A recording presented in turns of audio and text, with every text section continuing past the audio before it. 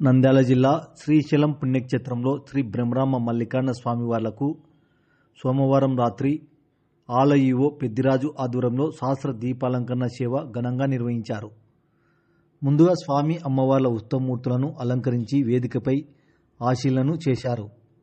అనంతరం అర్చకులు వేద మంత్రోచ్చరణలతో పూజలు చేశారు. ఈ సేవలో భాగంగా మండపంలో 1000 దీపాలను ఆలయ వేద పండితులు, ఆలయ అర్చకులు వెలిగించి ఉత్సవమూర్తులకు ప్రత్యేక పూజాధికారాలు నిర్వహించారు.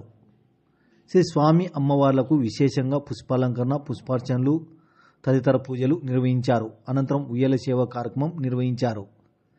అనంతరం స్వామి అమ్మవార్లకు వైభవంగా వెండి రథోత్సవం కార్యక్రమం నిర్వహించారు. భక్తులు అధిక సంఖ్యలో పాల్గొని స్వామి అమ్మవార్లను తిలకించారు.